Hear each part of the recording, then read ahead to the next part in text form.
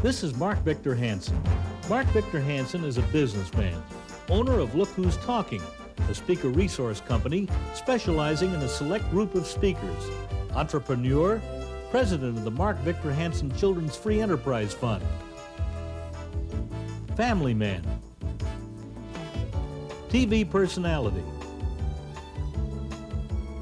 author, sales trainer and professional speaker. Covering over 250,000 miles each year and speaking to over 200 groups worldwide, he is who he appears to be. A big man with a big heart and a big spirit. His work is his life. He is an inspiration to all who seek to better themselves. And now, Mark Victor Hansen. The secret of the super successful is being a participant in a Mastermind Alliance. It is the way to unlimited results in business and life. A Mastermind Alliance is two or more individuals voluntarily coming together, creatively putting their energy behind one definite major purpose. That is to build a business, family, school, raise money, or solve problems, accomplishing more together than they could alone. It's like this flashlight. It is powerless until both batteries are harmonically in alignment. The flashlight is tightly screwed together. You hit the button and the flashlight lights. Likewise, each of us needs others to bring out our full talents, resources, and abilities. Masterminding uses blended mind power in action to obtain unlimited results financially, corporately, entrepreneurially, psychologically, spiritually, and familially. None of us can be totally successful alone. We need other people to energize our outlook and find the best that's in us and in the group. We need others to see more in us than we see in ourselves. We need others to work with us, support us, encourage us, empower us to fulfill our relationship to the Mastermind Alliance, each other, ourselves, and to a greater purpose. When two individual candles are brought together, each one is well lit. And when you bring them together, you get a candle flame that is fourfold as big. The same is true of a mastermind relationship. Two or more individuals come together, as Napoleon Hill taught in his classic book, Think and Grow Rich, to create a third, more powerful, creative, intuitive, and synergetic mind. No one mind is ever complete. However, working in harmonic, purposeful relationship with others creates incredible strength, power, and possibility for each individual. It's like one arrow can be broken easily, right? However, when you put arrows together in harmony, unless you're Arnold Schwarzenegger, you can't break them. They're virtually unbreakable. Individuals harmonically working together, driven with a purpose to make a profound difference, are virtually unbreakable like those arrows. That's the vital essence of masterminding. Friendly individuals working in total synchronization to achieve a purpose or purposes bigger than themselves. The old cliche is that united we stand, divided we fall. To become a great person, a great entrepreneur, leader, artist, speaker, author, teacher, scientist, politician, thinker, athlete, you must have a mastermind relationship. The all-wise providence made us individually incomplete. When we harmonize with others, our power to achieve becomes complete. A mastermind partnership may or may not be called by that name. It may or may not be visible immediately, but it is a requisite of greatness. Read any biography or autobiography and you'll find a mastermind relationship. Greatness is dependent on two or more working together. The ageless, timeless principle masterminding is like 2 × 2 = 4. It can't wear out, rust out, tire out, or go on vacation. It works for each of us who employ it. It allows us to raise to new standards of performance and possibilities as our excitement levels expand. Our capacity to be, do, and have will geometrically increase. We'll become better individuals, assuming our association with like-minded people that are well-rounded and think on things like love, beauty, health, nobility, and world-serving benefits. The possibilities are endless. Masterminding always starts with an idea in one person's mind. It's similar to when two people get married. One moves into the other's home. Initially, it will feel uncomfortable to the newcomer. The new person can actually feel like an interloper. To make it work, newlyweds are best off if they buy or rent a brand new home. In marriages at work, they give 100% of their power to the marital relationship. Therefore, the relationship becomes a strong new entity. A mastermind relationship is like a home for the entity of the group. When people try to give 100% to the other individual, it doesn't work. In masterminding, as in marriages that do work, it's the mystical bonding that works. It's actively communicated, understood, and accepted as a third new mind. To begin with, in a mastermind group, one person carefully enrolls another on-purpose friendly individual. The two meet regularly and together select unanimously agreed upon individuals who will work in total harmony for the good of each other, the good of the group. The idea of having a support group precedes its creation and harmonic integration and mutual support. And then it's a phenomenal outpouring of results, expected and unexpected. Choose to form your own group or groups. Attract to your group the keenest, brightest, most cooperative minds available. Individuals who want to be on purpose for themselves and others. To admit a new member, you must have unanimous consent. Carnegie taught the most critical thing in each member brings to the meeting is a positive mental attitude. Negative, selfish, critical, demanding attitudes destroy the mastermind group's ability to perform. These individuals must be asked to resign. Choose to meet at least weekly for an hour to an hour and a half. This meeting must be life-enhancing priority. The meetings are to be upbeat, enriching, encouraging, helpfully beneficial to each member and to their individual and to the group's collective purpose and purposes. Each individual must demonstrate their abilities, talents, resources to contribute generally to the good of the group and each other to a bigger purpose than themselves.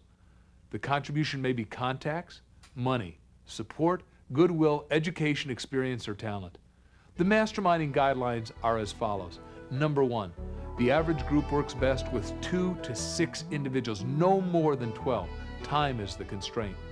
Number 2, meet weekly if possible. Meet in a nice place, preferably an inspirational place if possible. Make sure it's well lit. A good restaurant, office, home, library, or church. 3, start the meetings by reading the mastermind principles. Number 1, I release. I release myself to the mastermind because I'm stronger when I have others to help me. Number 2, I believe. I believe the combined intelligence of the mastermind creates a wisdom far beyond my own. 3, I understand. I understand that I will more easily create positive results in my life when I am open to looking at myself and my problems and opportunities from another's point of view. 4, I decide. I decide to release my desires totally in the trust of the mastermind, and I am open to accepting new possibilities. 5, I forgive.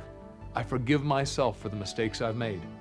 I also forgive others who have hurt me in the past so I can move into the future with a clean slate. 6, I ask.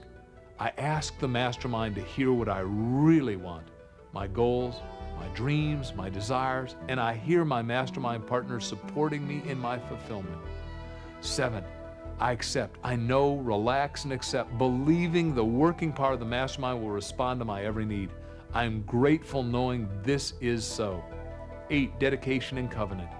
I now have a covenant in which it is agreed that the mastermind shall supply me with an abundance of all things necessary to live a success-filled and happy life.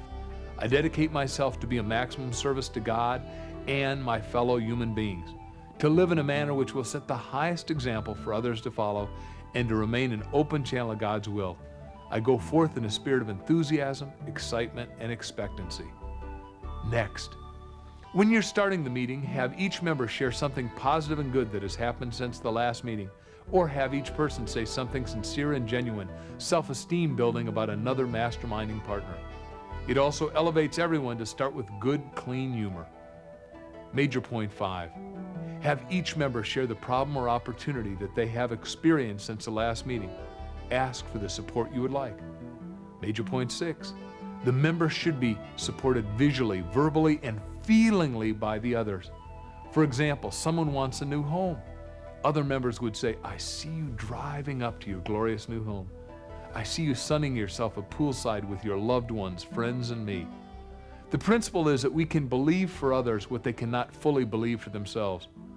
After a meeting, each member will feel an elevated sense of well-being. a feeling of being connected to a higher spiritual source. A new energy will flow through their minds, hearts, and beings. For example, a salesperson can leave the meeting so pumped up and turned on that the biggest, toughest prospect will feel their energy resonations and find that that person and their sales offer is irresistible. Each member will feel their self-esteem and self-reliance be quantumly expanded.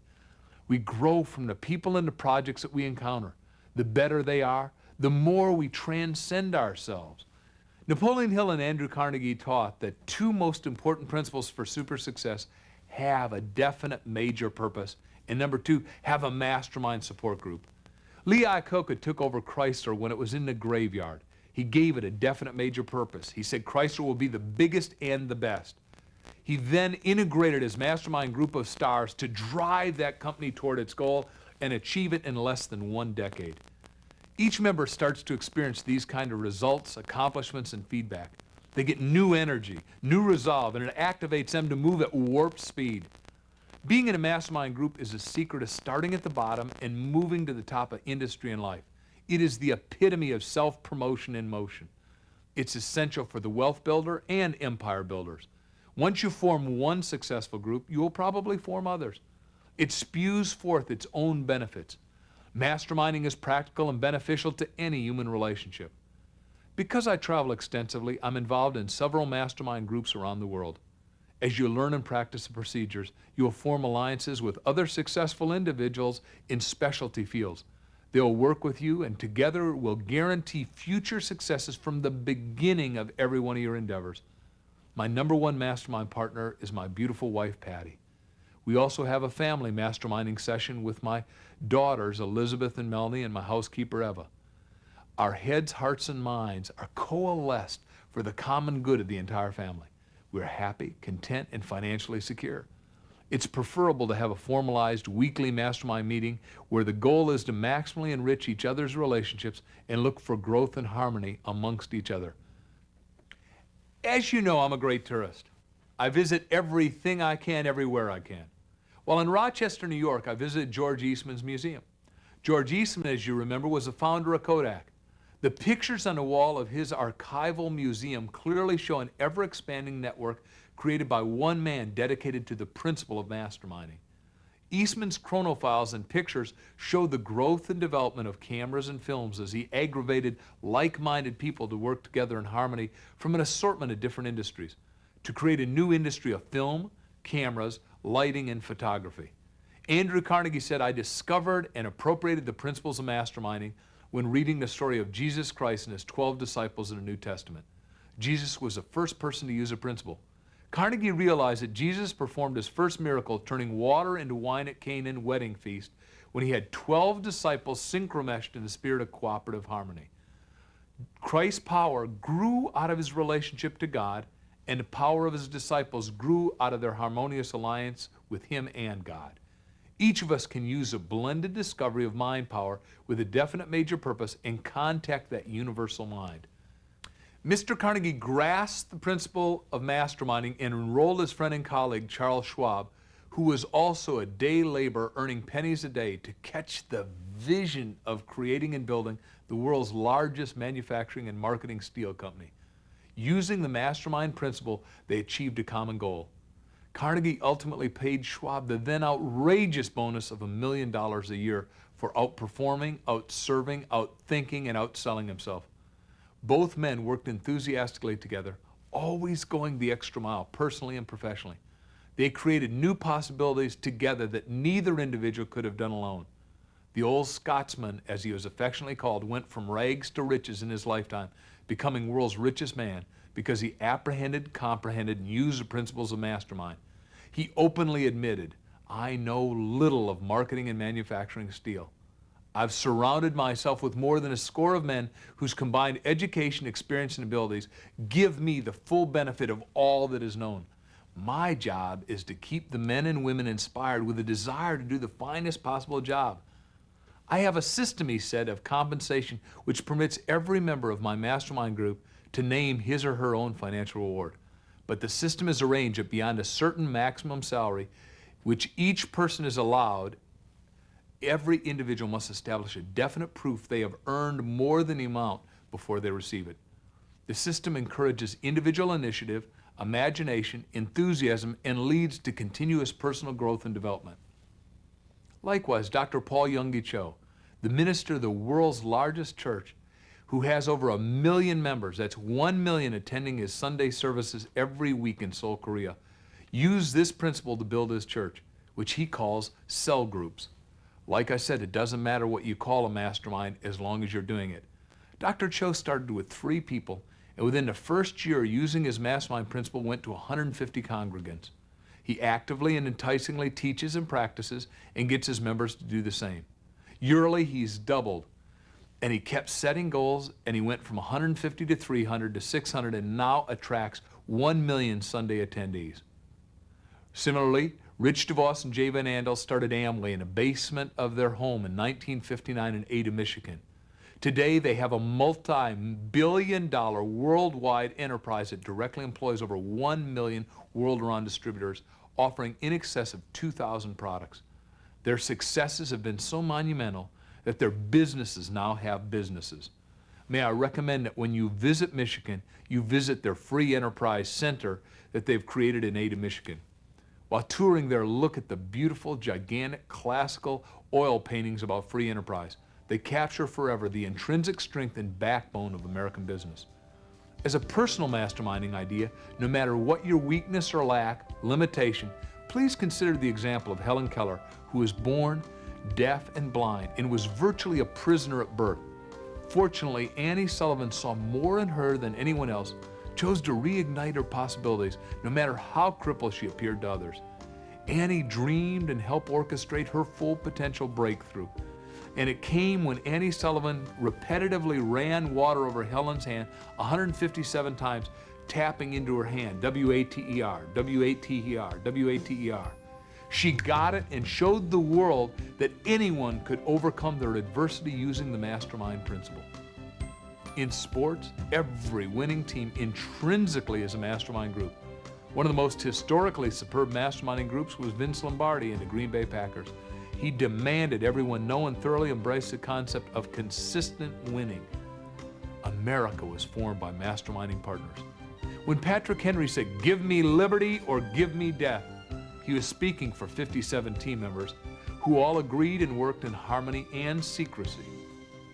Our state and federal government continues to be an excellent mastermind alliance that has cooperatively and effectively prospered for over 200 years. The President's Cabinet has created and given strength and guidance to the office of the presidency and is an example of masterminding at its best. Paul Hogan worked as a painter on the Sydney Harbour Bridge until he performed on a show called Famous Faces in Australia, a show like our Ed McMahon's Star Search. John Cornell was the producer, saw him and came running out and said, "I've got to have you. You've got great raw talent. Let's shake hands and have a 50-50 deal. I'll polish your talents, your humor, your acting, your writing, and your advertising skill, and I'm going to make you world famous." With brilliantly unique commercials he did about his native Australia, he got Australians out of their down-under image into an up-over image.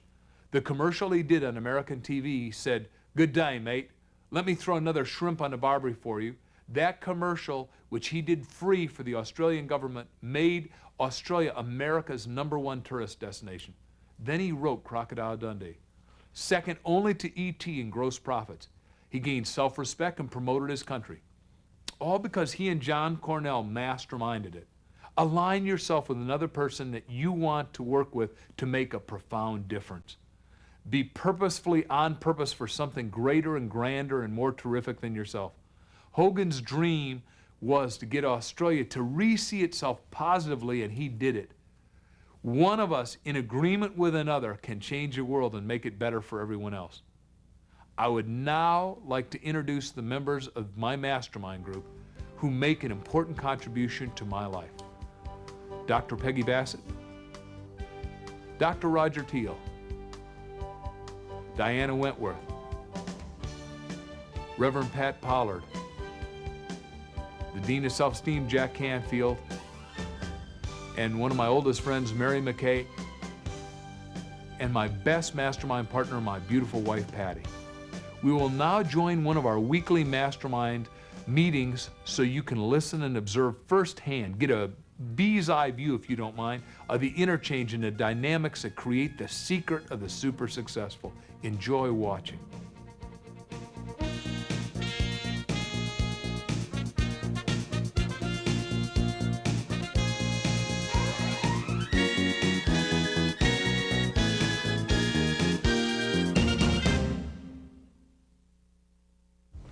Thank you all for being at this wonderful mastermind meeting of ours again, where in the most changing times that any of us have ever experienced, we get to come together and put it all together in an omni-beneficial way. Okay, before we begin officially, we just go through the principles. Number one, I release. I release myself to the mastermind because I'm stronger when I have others to help me. Everybody in agreement? Yes. If you would, please nod. Good. I believe the combined intelligence of the mastermind creates a wisdom far beyond my own. All right. I understand that I will more easily create positive results in my life when I am open to looking at myself and my problems and opportunities from another's point of view. Mm-hmm.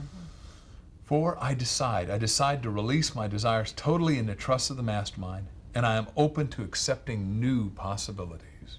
Yes. 5, I forgive. I forgive myself for my mistakes I have made. I also forgive others who have hurt me in the past so I can move into the future with a clean slate.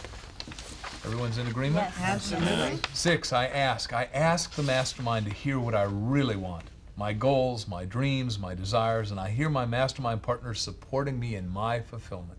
Mm-hmm. Right. Number 7, I accept. I know, relax, and accept, believing the working power of the mastermind will respond to my every need. I'm grateful for knowing it is so. Mm-hmm.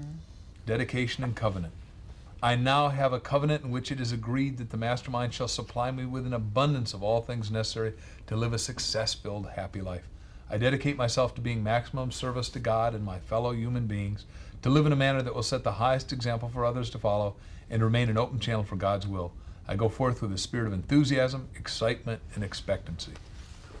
We decided this morning we're going to talk about balancing home and family, which is something all of us have issues about, are excited about, hopeful about, and as good as it is for each and every one of us individually and collectively, we'd like to make it better. Jack, would you mind taking us through some of the issues that you're feeling right now?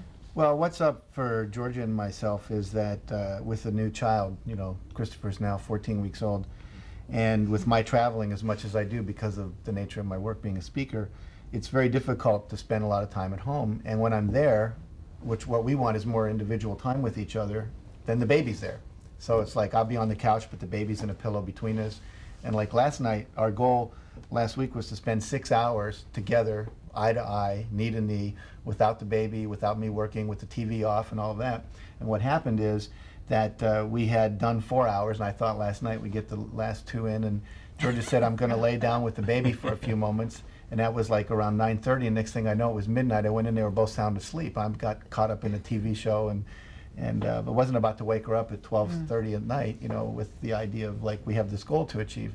So it's like I like the fact that she's a great mom and I want to be a good dad, but I feel like usually it's the woman saying, the man's never there, and she's saying that.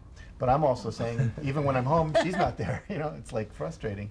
And I'm at a loss somewhat, trying to be the perfect husband, I think maybe is part of it.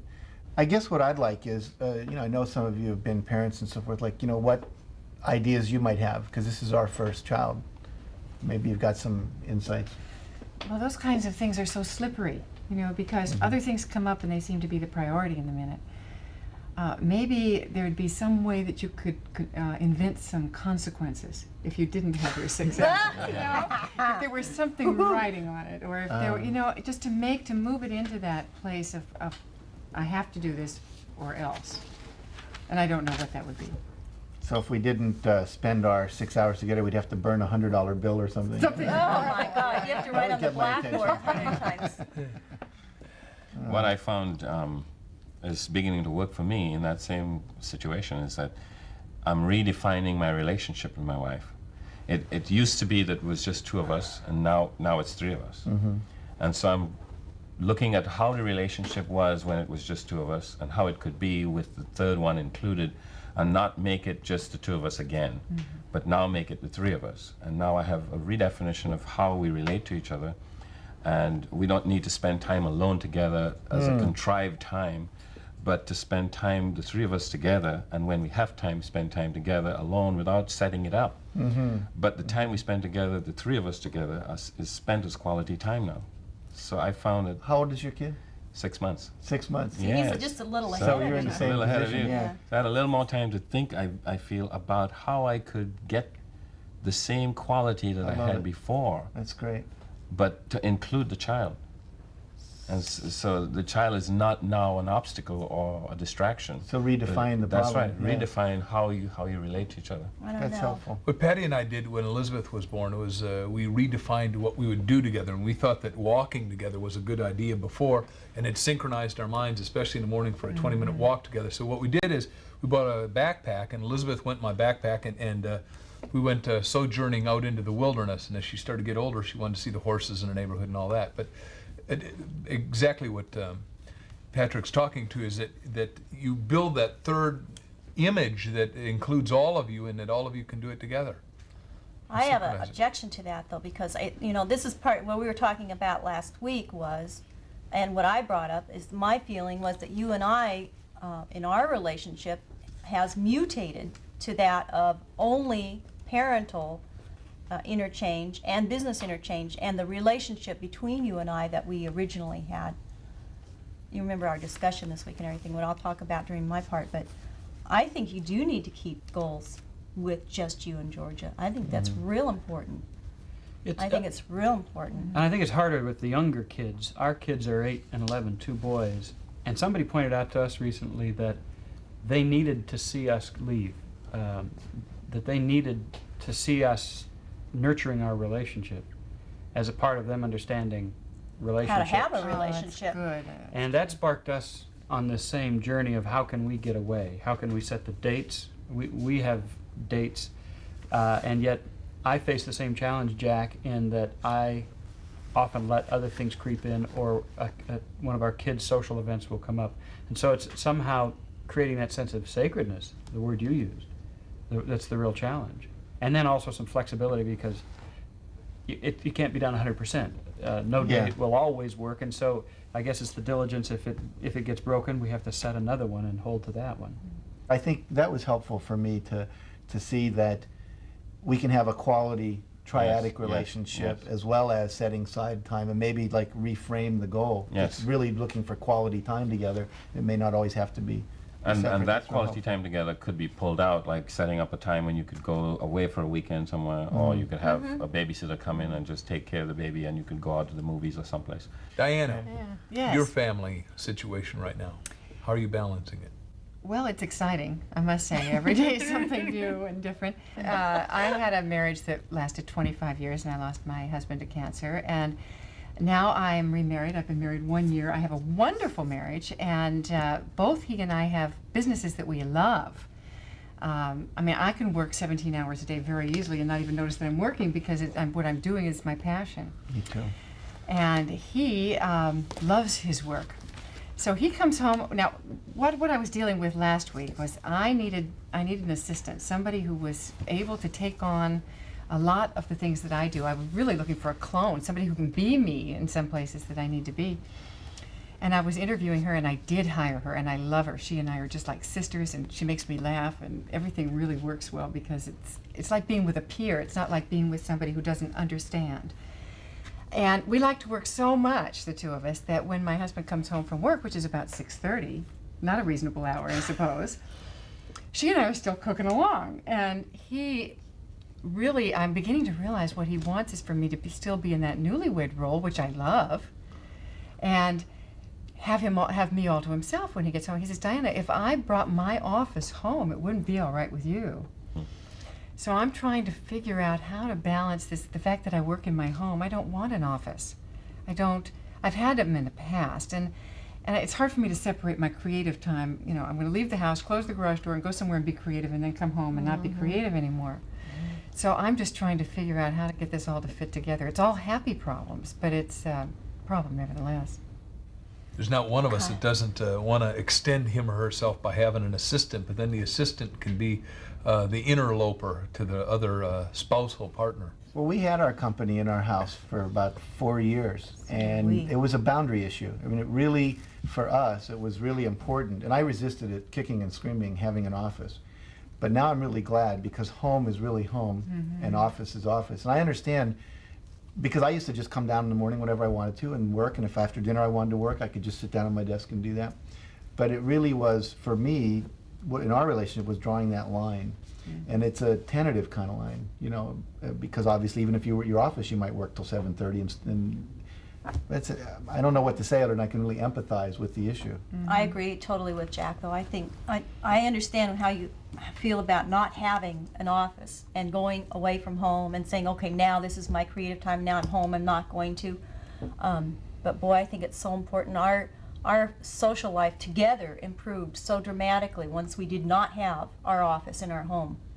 It just, it not only created the boundary between business and home, but it's like the arenas became so distinct that we could create ground rules to play within each one of those arenas more easily. Like, okay, we're home and we're going to have dinner. Let's not talk about business during dinner. We're not going to do that at home. We're going to talk about things that are going to include the rest of the family.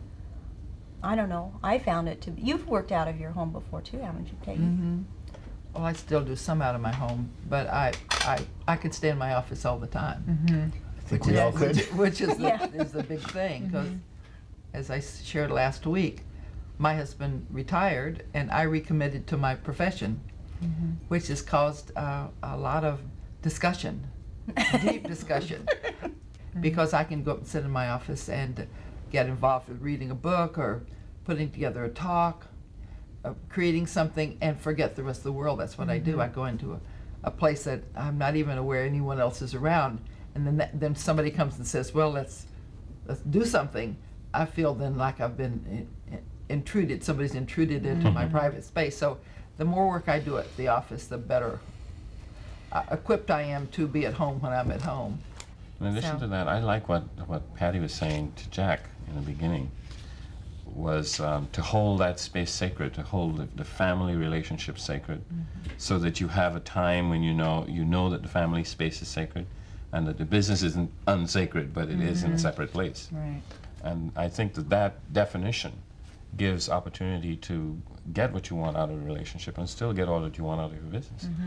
Hitchhiking on what Patrick said, when I was so whelmed, and my business is like all the rest of yours, seductive, and that's why we love each other.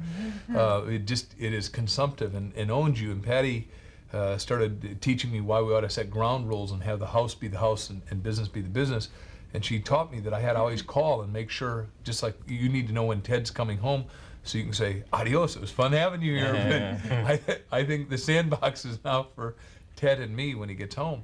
And that's what Patty taught me, and it was a great learning. And with the exception of 1 or 2 times in recent years, I have not ever violated and spontaneously shown up with people without her expecting, because I found out that's not good. There's another thing about having a business, your office away from the home that I found out when I finally did it and released myself to do that was, you know, homes pick up energy of the people that are in them, or your space does pick up that energy.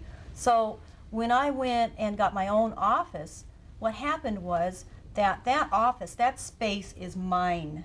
It just is infused with my energy alone. I'm the boss in there. Where in the home, I'm sharing energy with Mark and the children. There's a lot of other things that are in there, and it's not just mine. I have to learn to negotiate. And the office is a very comfortable place, more creative for me to be there, actually, than being at home, because it's so totally open to being mine alone. And your office is like that, and you did the same thing. You did the same thing. Patrick, tell us about your situation from last week. Very similar to Jack's, is that I have a new baby in the family, and the couple of things going on for me. One would be how do I prioritize my time to spend with my family, and to spend as much time as I need to. As you say, we become addicted to our work, to spend that much time there. The other issue is adjusting to fatherhood over 50, and questioning myself as to how much energy would I have, and how much can I give back to myself to maintain my energy and to hold the same enthusiasm that you have had if you have had a baby, say, in your 40s or something like that. So Or 30s or 20s. About 30s or 20s, 30s yeah. or 20s, yeah. So that's the challenge, is putting together the priorities and getting enough time to spend at home and still not sacrifice the time that I want to do at my work. Have you started to value judge it? Have you prioritized it on a scale of 1 to 10 Yes, I began emotionally? to do what I shared. I began to do what I shared with Jack, and that is I began to reevaluate how our relationship is. How much quality time can I spend at home?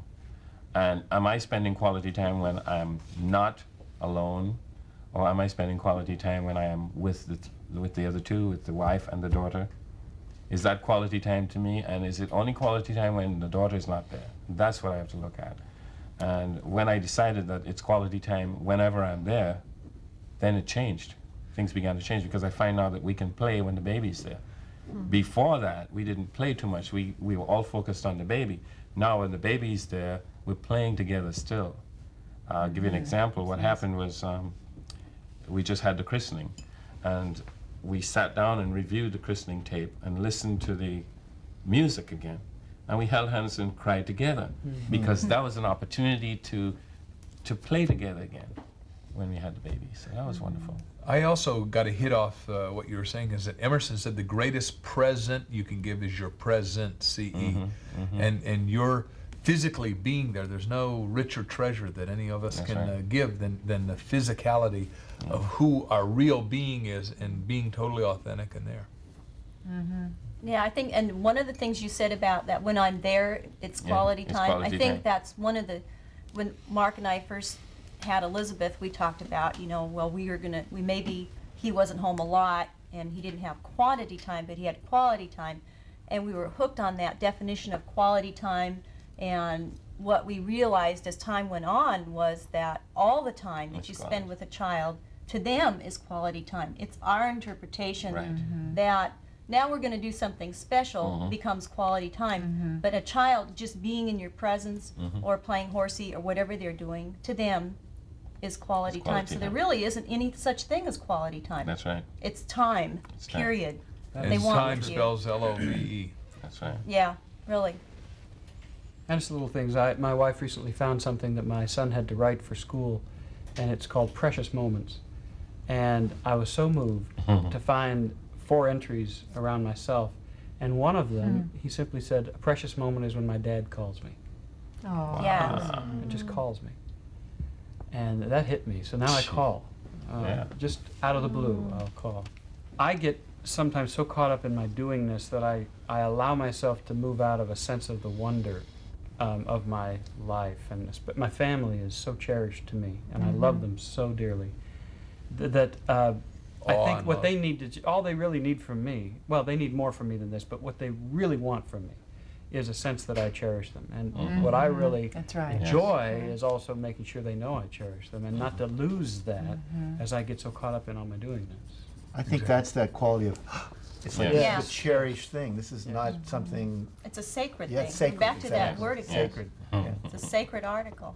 Peggy, would you expand on what's happening with you and Fred again? Yes, I'd love to. I don't have any concrete answers yet, but after he retired and I had to look at my recommitment, what I realized was that I think I was addicted to the results of my job, or what I was getting out of it. And in the recommitment, I've had to learn to delegate, because I realized I was really just in control. So I've been rearranging my whole life by delegating what I was doing, and now I find that I am at the point that I have to recreate my job. So I'm recreating my job, as well as finding what Fred brings to it out of his is he has this great inner child that always plays.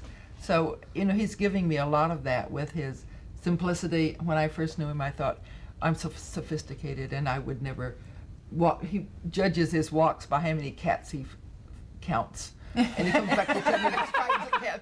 And I'm thinking, this is idiotic, but lately I've been saying, How many cats did I see? that he's seen and what kind they are, and if they followed him, or if they would come to him.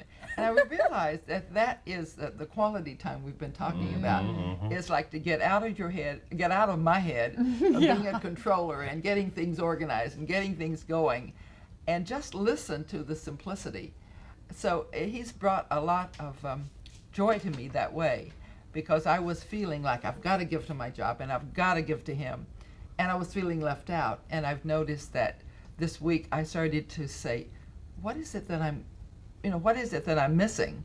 Then I began to really listen to what he's saying, and it's always about how pretty the clouds were, or the cats. So it's always something totally out of the realm of what I'm thinking about, and it stops that chatter in my head, and then I can spend some time letting down and letting go of some of the stress and some of the things that have to get done this day. And so I'm really learning to trust that a lot more. And I don't know how it's going to end up, but because I still have a motor running pretty fast to get things done, have things happen. You know what I was thinking, Peggy, as you were talking, and also when Diana was talking earlier, I was in a workshop once at a retreat center, and they had us do something they called karma yoga, which was work.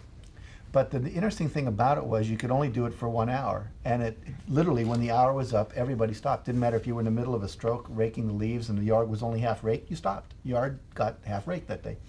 And the part of me that wants results was nuts for the first 3 days of this. You know, like, can't we just go 5 more minutes and finish this piece of it? And what I really began to see was, you know, you really can choose just to stop and then focus your attention on something else. And I think what a lot of us are talking about is how do you transition from one space of consciousness or work, you know, to home? How do you stay at 6 o'clock, you're leaving, he's here. And that's been valuable for me as I've been thinking here, you know, sitting here thinking about that I need to do more of that in my life. Earl Nightingale, I was listening to one of his tapes a long time ago, and he said that, I don't remember who he quoted on saying this, but he said, extreme behavior of any kind is a sign of an unbalanced nature. And I think that, Peggy, what's happening in your life is Fred is there to provide the balance for you. And so the simplicity balances with your sense of sophistication and order and that kind of thing, that causes you to suddenly realize, hey, maybe I ought to look at these clouds, maybe I ought to count cats and that kind of thing. Yeah. You see the naturalness of how life flows. Right. So you get balance. And I noticed also that I was always headed for the results, but as soon as I got results, I didn't do anything about it. I just got the next big challenge and started again. We already You had weren't your rush super from it. satisfied or didn't Right. congratulate yourself or reward no yourself. celebration, just get the that's next my big favorite. job and start with it. Does And that I sound realized, familiar, Mark Victor Hansen? what it really Well, showed that's why up we're having missing- this meeting. But what showed up missing was the celebration, and I could go home and share my results with Fred and have some sort of celebration. But no, not me. I've got to find the next challenge and get on with it. Mary, you and I were chatting earlier this week about the fact that you're in a brand new marriage to a guy that you absolutely love. He brought in a son. You've got a glorious daughter. Well, you know, what I had stated to you last week was that I'd like to work on pulling away from the business while the children are with us. And the more I thought about it during the week, is that's becoming less and less of a problem, because I've been so compulsive and driven about work for so long, and so, as many of you are, task completion oriented, that it's the easiest thing for me to do to go to work. But lately it's become more and more mechanical. Are you happy with your career right now, everything? I'm kind of picking up there's like this sort of lagging. Yeah. No, it has changed to something that was designed for its profitability, not originally, but that's the way that it turned out to be. And now, because that's what I decided that I wanted to go for, it's not fun, because I'm selling people that, You don't love. right, that I'm not, I mean, I know that they're talented and I know that they're skilled, but there's no they don't have a philosophy. There's You know, no they heart don't- coming there's forward. not, It's no. a heart. Why don't you So- pick Hard somebody accent, with, yeah. why don't you write out what your ideal model looks like and then go find those people, because those people exist. You put that frame in front of the audience, and the audience buys the heart. I mean, her organization sure proved that. Every organization sitting at this table proves that. So, And as a matter of fact, when I look back on having done this for 9 years, that's exactly when it has been the most profitable. I went into it looking at the results that I wanted and saying, how can I do it? I kind of created, what is that, Thin Thighs in 30 Days, the way that book was marketed. I said, if I do this, this is what I'll get. And so the heart did go out of it at that point. And so I've seen a slow decline. So no, it's not where I want it to be. And I do need to look, that is what I'd like to do with you all. And Yeah. our future meetings is, you know, balancing design home and that more family for you, carefully. your home is working, and now we got to get you back on your heart path from an occupational standpoint. So it is a mission that you get passionate about, and a passionate mission. Follow your bliss. Yeah. Only then, no Yes. matter how much money you make, if you're not following your bliss, it's not successful anyway. There's no Not blissful. satisfaction. And especially if you're not making money at the same time. Right, that's true. Yeah, at least when you're making a lot of money, it was easier to rationalize and justify. Kind of list there. Right. Oh, another day. Okay. Yeah, that's good. That may actually be good for you, even though it's painful. My heart Yeah. feels that for you, Mary. Is reorganize, reconceptualize, and back to what I've always taught is you got to just put it in writing. What your perfect model? What would it look like ideally if you're dealing with people of heart and is selling people of heart to people with heart? Because the people with heart are going to make out real well no matter what the economic times. People without heart are going to turn off the whole marketplace. absolutely Because right. the people will know that they're greedy and money gouging and Right. not doing it for their bliss. And I'll say, wait a second, I'm not going to play their game anymore. If I've got, the thought is that they're thinking of is they've got finite dollars. There's finite dollars. There's never finite dollars. There's only infinite dollars. But infinite dollars go where they're invited, stay where they're welcome, and they always go, they're mass attracted to hard operations. And when there's less money around, or the perception of less money around, then what happens is the people that are going after it, the ones that were really doing it out of greed, get more frightened, and then they become more aggressive and more greedy. And And that's then exactly nobody what wants people it. don't need when there's fear in the space. That's right. And with whatever is going on outside my life, I'm more and more affected by it in a detrimental way Right. when I'm not happy about it. So Yeah. That's I why can feel the Masterminding is effect so of good. It grounds you in the rockness of your real spirituality and your faithfulness and your who-ness and your beingness. Roger. In my balancing of home and work, it showed up that there's a certain slot of time that home could really be supported by me best. And that was those afternoon hours when my wife would feel totally the onslaught of 2 kids coming home and the need to take them to all manner of activities, when the kids are available to play and aren't necessarily yet into homework or things they have to do in the evening hours. And that would be a time when I was very, very blatantly missing. And as you know, I tend to have some evening hours where I also stay at my work in the evening. And so it wasn't working, as you know, to start in the early day or even midday and go all the way through to the end, because my wife felt unsupported and the kids also felt an estrangement there. So the challenge, as you know, was to just reconfigure the whole thing. And I have been going in earlier, and the program was to then, on certain prescribed days, leave earlier. I guess what Jack said about stopping is my challenge I bring for you today. And that is that I have found it extremely, extraordinarily, excruciatingly, really sound like Mark, difficult Lucky to you. put the pencil down, get up from the desk, grab my briefcase, and leave. It seems like inevitably, without fail, there are always things creeping in. They always seem important, and I often will say to myself, well, okay, I'll take 15 minutes and deal with this. That's an illusion. The 15 minutes is almost always a half an hour or longer. And I find myself leaving an hour or more later than my goal, which it's better than a poke in the eye with a sharp stick, I guess. But it's not fully fulfilling the program. And what the good news is that my wife feels relief that by the presence of some aspect of the program, and my kids are enjoying seeing me rather than me just getting home soon enough to tuck them in bed or not at all that evening. So it's working to some degree, and yet not as well as I would like. So I'm certainly open to any ideas or suggestions in that area. One thing you said helped me, I just underline it, which was if you're going to come home early, go in early, so you can still get a lot of time in.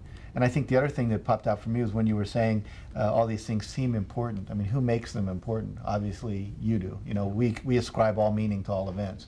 And if your kid was standing there with these big eyes looking at you, and there was this thing sitting there looking at you, which do you think would really be more important? Maybe it's the idea of getting a big picture of your kid right on the desk looking at you. That's a great idea. You have pictures on. Yes, I do. Yeah. Yeah, I've got some. I need to move them over in front of me. I have mine in front of me, and boy, That's it just funny. it keeps me lucidly aware of what's happening, boy, because I see Elizabeth, Melanie, and Patty How right about there. if you put a, just like a sticky or something, right?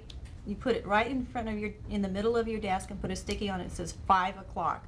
Oh wait, or add to something, or that. whatever, 3 do o'clock. if 3 o'clock's when you got to leave, write down I'm out of here at 2:45. Then you got the 15-minute slush time to do those 15-minute things that come up for each and Nothing every will one. come up then. Yeah, nothing will come up, No, and you'll it'll be out at happen 2:45. At 3 o'clock. That's right. I think One last nothing phone call. quite And write on a honestly- sticky that this will happen at 2:45 or it won't happen at all. Quite honestly, another thing that will help me, when I arrive at work, I need to get clear about the highest priorities of that day. I tend to get sucked right into the doing this immediately. There are a few things that need immediate attention. I go right into them. And what I think I'll try in the next week is I'm just going to get in there and take time, close my door for 15, 20 minutes, and just make a list of what I really know is critical that day. And I think I feel better if I know the critical things are handled. If those are handled, then other items I think I'd be more willing to walk away from. Let me Well, offer, and I go did ahead. that the end of the day, at the end of the day for the next day, Yeah, exactly. because Do then I them, have a sense yeah. of completion. That's a good idea too, yes. And your unconscious all night will have the ability to work on what the 3 or 4 highest I like priorities that. are, so that when you get there, you'll probably find you're more creative and more efficient in getting through them. That could Also- even be a better way, yeah.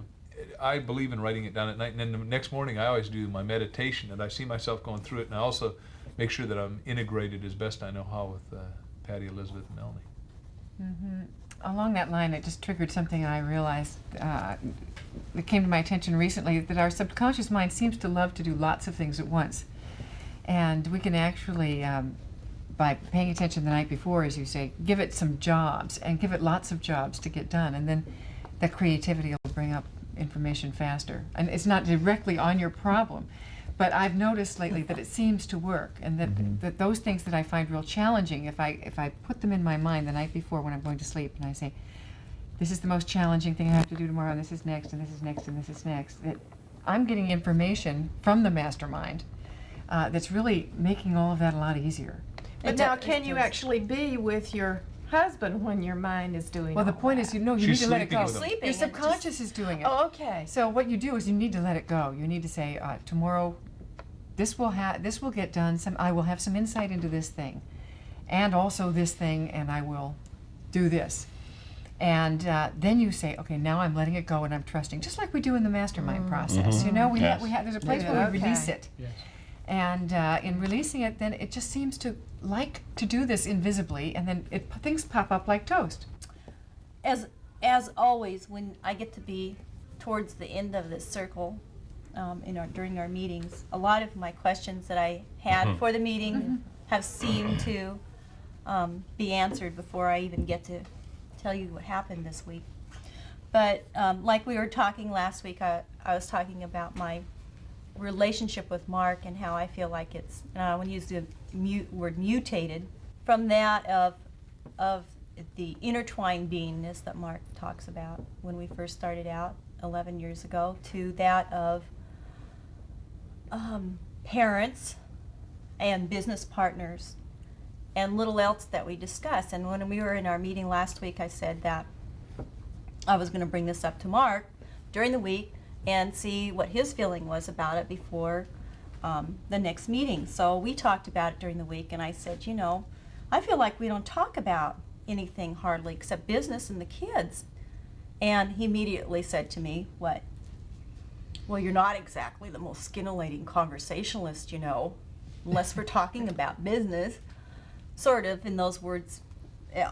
So, I mean, you know, it turned into one of those, well, it's your fault, it's my fault, it's my fault, it's not my fault, it's your fault thing for a few minutes, until I just, you know, we just washed the conversation, and I got to sit down and think about it later. And, you know, the reality is that maybe I don't have anything in my mind except business and kids right now, and maybe I do need to go out and do some integration of other aspects of my life to be able to have something to discuss with him other than these things. And I shouldn't leave the responsibility up to him to be the bearer of conversation. You know, maybe I do need to go out and do that. And so the question I've got for the mastermind today is, does anybody have any ideas where I go, how I start? What do I do? Do I go to something read domestic. library? Well, no, I do. Join You're, Book of the Okay. Month Club. I'm like going, you confided in me, you may not like being reminded of this. that's all right, that's all right. That after we saw Postcards from the Edge, Yes. that you had a fantasy about Shh, not that fantasy. No. about singing. And you were Oh, going to yes. investigate lessons and so forth. Yes. And did you do that? What? You know, that's funny you should bring that up. No, I've called him several times, and I kept thinking, I'm not going to tell Mark anything about that until after I actually start my voice lessons and I sort of get good enough, and then I'll tell him. And then I thought to myself this week, I thought, that's kind of like, what is this about anyway? And so I've been afraid to even tell him that. You were the only person I have ever told that to, ever. So I Except got brave now. this week. Now you guys all know. Hundreds No, of thousands God, of people thousands know. of people watching Squirm this under tape. my seat. Well, once I told him, it doesn't matter. I mean, it's like once the you biggest one, right? once you said it to your most important mastermind partner, then the energy of the secret, it dissipates. I mean, there's no real secret about it anymore. And he didn't laugh at me. Phew. And so now I feel like I really actually am empowered to go out and do that. Whereas before it was like, God, what would, you know, what if he laughs? What if he says, oh, well, what do you want to do that for? I mean, which he wouldn't have done, but that's my own feelings, my own fears and stuff came up about it. So, yeah, I'll go do that. So you think that make me more interesting? I can sing. Well, I think it's For going to my make you supper. feel good about doing something other than, you know, work or the Yeah. children. And I don't know, maybe it'll take you on to something else. One thing I would say, and we're all saying it, is that what happens in a relationship, I've seen this in our relationship, is you're looking to Mark to be more interesting in doing something different than business and home. But that's because you're locked in business and home. And the demand is, Mark, you take the risk to make it more interesting. And what you're really seeing here, I think, and I just want to underline it so we all can see, so I can hear it too, is that it's really my challenge to bring more interest into my life, not Mark's. And that if I end up doing, you know, joining a club or going sailing or learning to sing or taking on a flower arranging class, then there's more interesting stuff to talk about at the end of the day than if we That's just right. do the same old, same old. So I think I wrote that down for me, that I need to make sure I do that. I've left that totally to be his responsibility, I guess, because he's the one that's away. He's Right. away, and so since he's away, then he should be out there, learning all kinds of new things to bring home to me Yeah. to tell It me. wouldn't matter. If he was the one home all the time, you'd say, you're the one with all the free time at home. You're the one that should be bringing, see, because it's Yeah, really right. it's the blaming of the other rather than taking the risk ourselves. That's right. I love talking about this relationship thing because of anybody here, I am addicted to a seductive business that I created out of absolutely nothing, and have gotten nothing but totally love, support, admiration, and help from Patty and lots of you at this table and lots of other people that have been walk-ons in a stage called my life. But what I have done on a scale of 100% is give like 10% to my family and 90% to the business if I'm doing that much. And I love the awareness that you all shared, because what I need to do is, as Patrick was saying, reframe the picture and make it bigger, and not let Patty come up with the originality, but I got to come up with the originality for bring some more stuff. So I'm really 100%, especially with Patty, because Patty and I, we decided to be maritally bonded and have that relation last. We had it, you know, for 6 years before kids, and we expect to have it all the years, even when the kids have grown up and had their own kids. So I would love your insight into how I can do that better, so I have no guilt about being away from business, because I am merged into this pattern that, you know, that all of us have individually at one level or another, and we're all into this patterning balloon, whether it be bigger or smaller.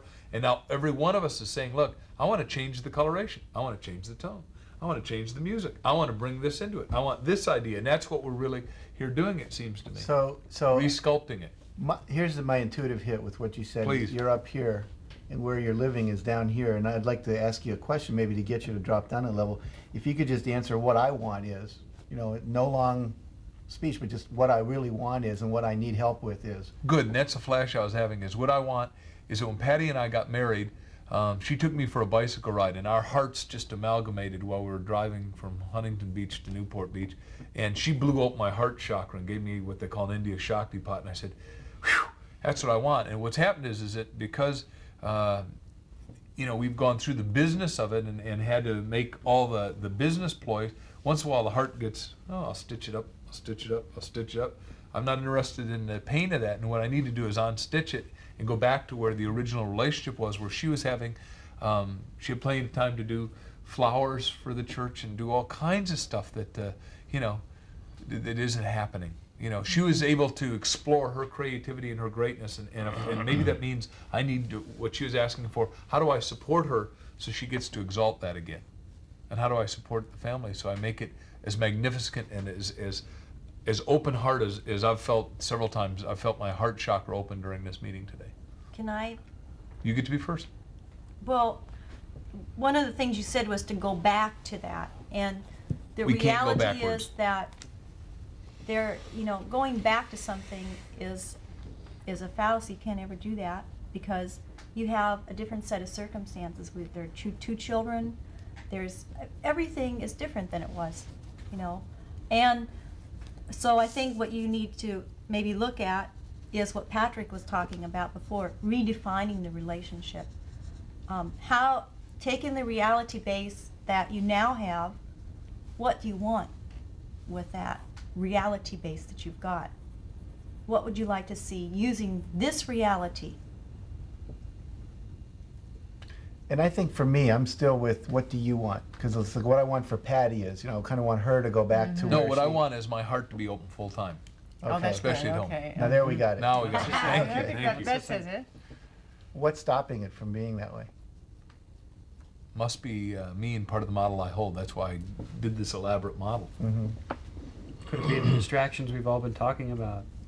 The overwhelming pull toward business and what we think are our fulfillments there. I know that's true for me. See, Yeah, I think we've your been- mind is so fast, so facile, so bright, so easily distracted, literally, by anything, because your mind just gloms on and integrates at a higher level and takes it all in and figures it all out. And it's almost like the thing I get for you, Mark, is quiet time. You know, whether it's meditation, prayer, walking on the beach, being with one kid in a non-entertaining mode. You're not there to do something for them, but to just be with them. To slow the whole process down. Because I noticed even as you talked, when you were doing your initial input, your eyes very rarely met our eyes. You were just kind of down here, and it was like the computer was running. But when you look up and really connect with the eyes, you'd slow down, and that's when I got glimpses of the truth. And when I said, what do you really want? And you finally nailed it, you're really here right now, in a way you haven't been here yet. And so this is who I know and love. I mean, I don't not love you when you're not this. I love you all the time. But here's what attracted me to you, was this state of presence. And the trick for you, and you're conscious enough, is to know when you're in it and watch yourself getting out. Because right now, it's it. This is it. This is when it. And you know what, you can define it your own way, whether it's physical, kinesthetic, what you're feeling. And when you're not there, you know it. And then find out what gets you in that. Is it singing? Is it running? Is it meditating? Is it focusing on your children? Is it what? But that's your task. See, your life is not about more. Even though you're the greatest teacher of more I've ever met, I think your life now has become about less. And it's like a transition, and you're still running on the old model because it's got a lot of momentum. But you don't need to run that anymore to create what you want. I really think it's about getting simpler, getting inside you. That's just my intuitive sense of it. Boy, Simplification. Iron to that one. That's a good term for that. boy, I like That what makes me cry. Me too. We can go home now, as far as I'm concerned. That's for me too. Yeah. Me I think too. you spoke to Every one of all our of us. hearts. It's definitely to me. Thank you. We got one other thing to do, and that is, as we always do, we want to put out one want on the table of what we'd like to see happen for us before the next week that all of the rest of us will support for us. Roger. I want to be clearer about my priorities so that I can continue to fulfill the program that allows me to bring my essence and my heart to my family, as well as fulfill my desires in my work. We want that for you, and we want it for each of us. I'll guarantee that. What I want this week is to cement voice lessons for myself. I really am going to be in touch with the school that teaches the voice lessons, and I will sign up and I will pay for my first lessons, and I will go as soon as we get back from vacation. Well, you have a beautiful voice. It'd be nice to Thank you. have it have the hello glow it deserves. Thank you. What came for me, it was really, everyone contributed to it, was breaking the pattern. And for me, it's like what I was saying to you, I was really speaking to me, is I need time for me. That's what you said, Peggy, that was so valuable. And to meditate, to read books of wisdom and heart, not about novels or how to be more successful, to really quiet my spirit down, or maybe tune into my spirit, which is quiet. And I'm going to create at least 2 one-hour blocks between now and the next meeting to do that for me. That's not for George, it's not for work, it's really for me. And I think that'll break a pattern, which was another one we talked about. So I'm excited about what I'm going to be doing. Yes, me too. I too am wanting to get at that bedrock, bottom line feeling that it is that motivates me to do all the things that I do. I mean, why do I work 17 hours a day? And I think I can do that by journaling with it. And I'll commit to spending 2 hours, maybe 3 hours on a morning just doing some introspection and asking myself some questions about what it is that I'm after. And maybe there's a simpler, more uncluttered way to express that. It doesn't have to be quite so elaborate as the life I'm living right now. I think all of us can live with our journal in the 2 hours and getting our dreams clear. What I want is to be completely cleared up in my mind, is to be able to prioritize my life activity at home, at work, so that it flows smoothly. That's what I'm looking for. Is a smooth transition from one aspect of my life to the other aspect to the other aspect. When I was thinking about what I realized this week, that it was really my own time that I've forfeited for balancing home and work, is that I realized that the thing that gives me my alone time is my meditation. And even though I know that when I do my meditations constantly and consistently and faithfully, things work. But it's interesting how I always let that's the first thing to go. And so I'm asking support this week that I remember who I am, and I deserve to have that time. And I do what I need to do to get it, first thing in the morning. Mary? Well, what I would like to do over the next week and get support for is to stop, whatever it is, stop, and listen and open up to possibility. And the way that I will measure that is, because I got to measure it, is to write, not 2 hours, but 1 hour, about what I'm opening up to. So I think that I can get some clarity that way. Wow, this has been one of the best. It's nice to even have had it on camera, and I thank all these sparkling eyes to share. The summary word that I came up with for myself and I think for the group today is that we get a new freedom if we get to be who we are, the human being we want to be in light of balancing home and family. All of us get to have the freedom, the rainbow, at the end of which we have, metaphorically, our pot of good rather than our pot of gold.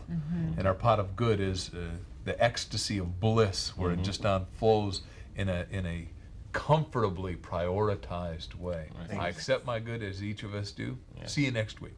Okay, thank you. Great meeting.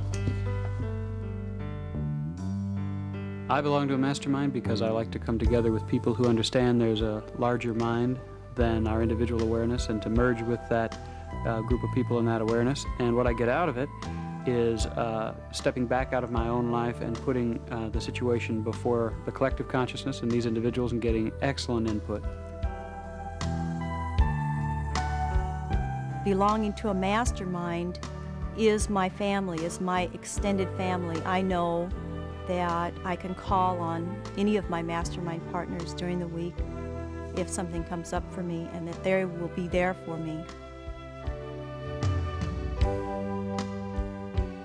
I can't imagine going through my life without a mastermind group.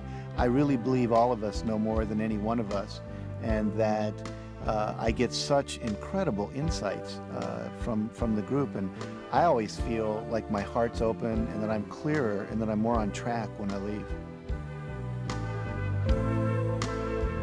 I belong to a mastermind group because I find that I work best when I am making commitments and keeping my commitments. And the way I feel afterwards is really empowered and enthusiastic and excited about seeing you all again and telling you the results and learning and growing with you. When I come to a mastermind group, what happens to me is that I suddenly surrender all my own individual ideas as part of what I felt surrounded my life. I let the walls down, if you will. And because the walls are down, I allow input from every other member on the mastermind team to assist me to open up for me the ideas that I want to explore.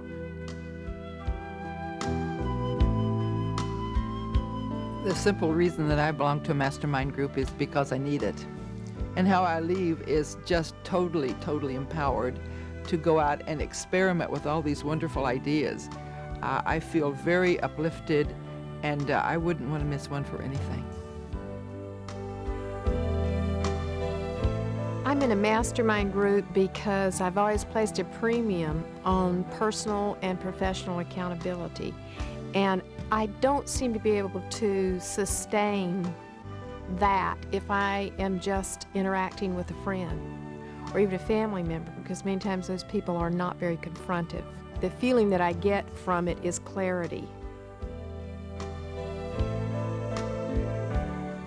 What a mastermind does, it allows me to share more of who I really am and from my heart, so I can go out there and totally be at risk, which makes everybody else vulnerable, so they really get the message that I'm trying to share.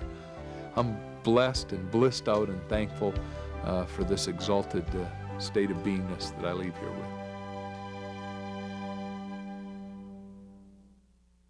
Thank you for joining our mastermind meeting. And there's one thing I'd like you to do. As a favor to yourself and your masterminding associates, please watch this one more time, alone, so you can drink in the ideas completely and thoroughly. Then watch it with your whole team one more time. Dedicate an hour to an hour and a half afterwards to deeply and purposefully discuss its content. As a loving, thoughtful favor to someone you care about deeply, after you've absorbed the message, implemented it positively, purposefully, and successfully into your life, please share this video with one other like-minded friend, peer, or colleague who is not in your group. Why? Because it's my fervent dream to get every person enrolled in a mastermind who wants to be motivated, awake, and fully functioning. It will make the world a better, safer, richer, healthier, happier, and more meaningful place to live. From my heart to your heart, please share this. Thank you.